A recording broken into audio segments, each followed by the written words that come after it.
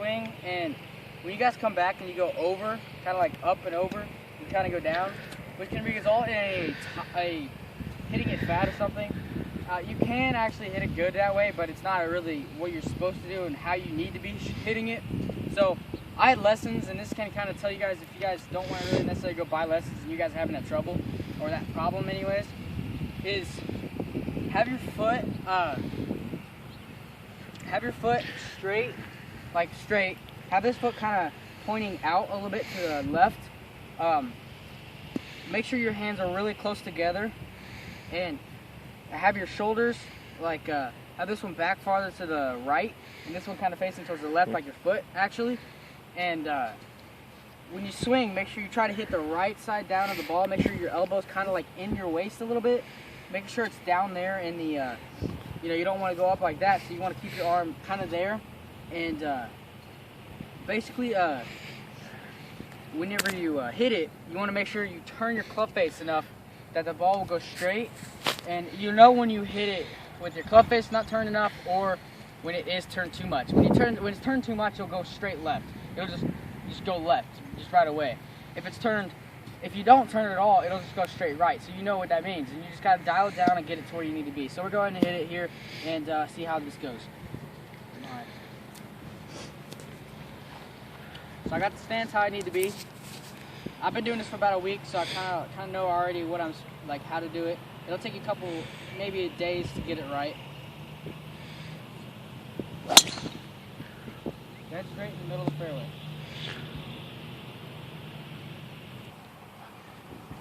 So he's kind of got a little bit of the same problem as I do, really, but so he got a new driver, which is the R1, and he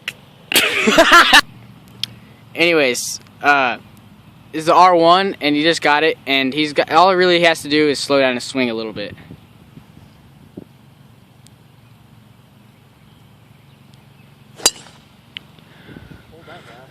Pulled it left, he said. By the way, guys, if you guys hear some laughing, we are juniors in high school, so juniors kind of have some fun and laugh around a lot. So that's kind of like what happens when we do these. We're gonna have bloopers and stuff towards making these kind of things, and so if you guys hear some laughing, that was the problem. So I apologize for that in advance.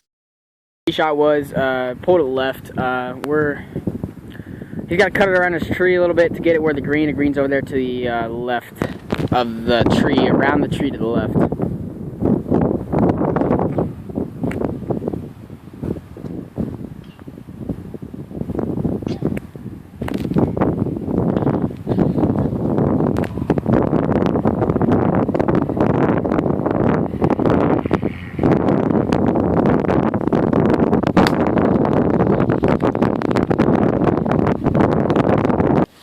He's in the sand here, popping out a 7-iron. He didn't go very far, really. He topped it because he looked up, which you make sure you want to look down, like, keep your head down where the ball should have been.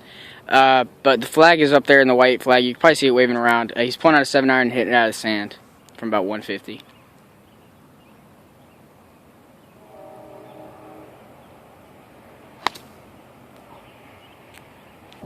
Alright, guys, so here's my tee shot. I'm about, let's see. There's the tee box back there. That's the 150 mark right there. Here's the we did a little introduction video, guys. That's what the introduction is that goes on the thing. This is my introduction ball. So I had 2 good shots. So really here I'm gonna pull out my 7-iron, and I'm just gonna try and hit it, just land on the green. Land it a little short up there to the green. You can probably see the flag as well.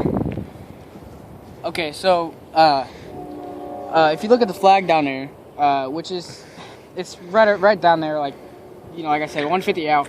You want to aim a little bit to the left of the green, like 15 feet from the flag stick to the left. That way, if you hit it right, it'll still land on the green.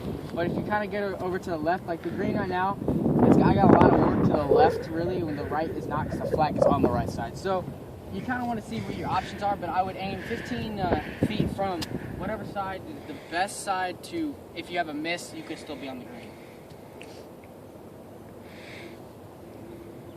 So you also want to do the same exact stance for your irons, and you want to also maybe even get a little closer and so you can make sure you get down and hit the ball just right and get it to go straight.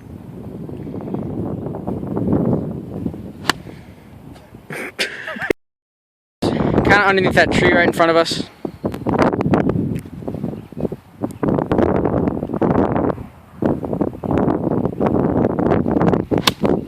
Perfect shot. A little short, but it was perfect. Alright guys, so I'm about probably 80 out, I think. Actually, we'll check me out. 88 out is right there.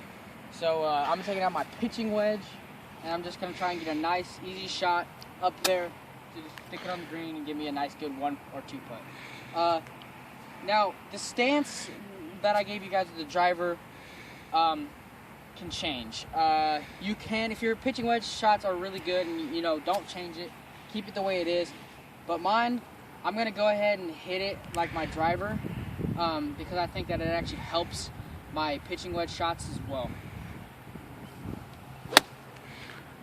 Which I bladed it so it went way over the green. Well, I actually hit another ball, so I'm going to go ahead and hit this one as well, guys. I'm going to go ahead and just a nice easy swing again.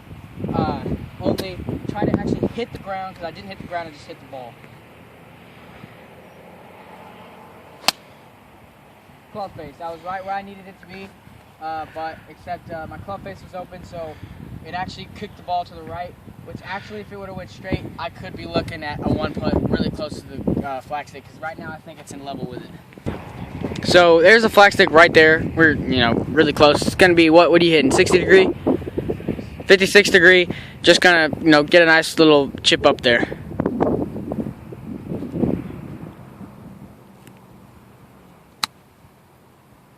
Which is exactly what you need. Going right at the flag stick. Nice shot. I'm going to go ahead and hit 2 different shots here. I'm going to hit my pitching wedge, which I feel a little more comfortable with right now, the way I'm playing, which is where I'm going to try and get a little bit of a hop, but this is to make it roll, so I can get a nice roll, easy roll to the flag stick. Then I'm going to take my 58 degree and just try to loft it up there. So here's the pitching wedge, and we're going to see what happens here.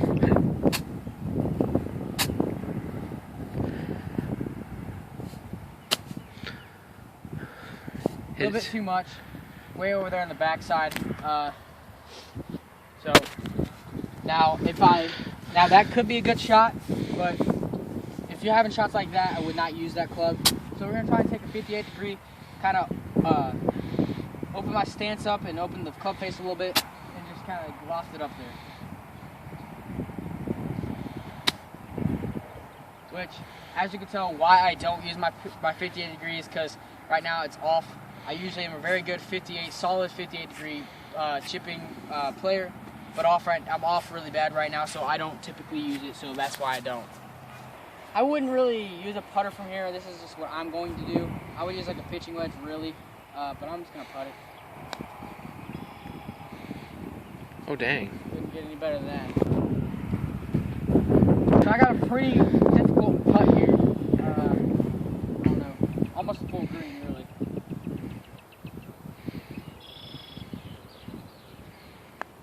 I hit behind the ball. I did get it where I needed to be. I'm actually going to drop another one. I'm going to actually try and putt that again and see if I can get a little closer. But I'm going to putt the one that I just putted at. See, now when I got a hold of it, still the same thing. Broke a little bit to the right. And Tyler putting here.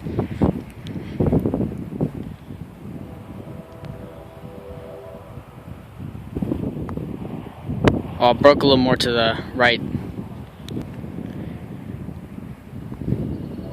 I spot. I almost went out. With these kind of putts, I would actually, check my alignment. I want to make sure I get this kind of putt because it's very close. And usually when I'm putting this close, this is to save par or bogey. So I really make sure I want to do it because I play bogey golf, and this is not going to be a bogey because we're just kind of out here, kind of getting the channel going again, and kind of getting our golf channel going and everything. So we're just kind of playing, kind of showing you guys some stuff. And oh dang! Almost didn't make it.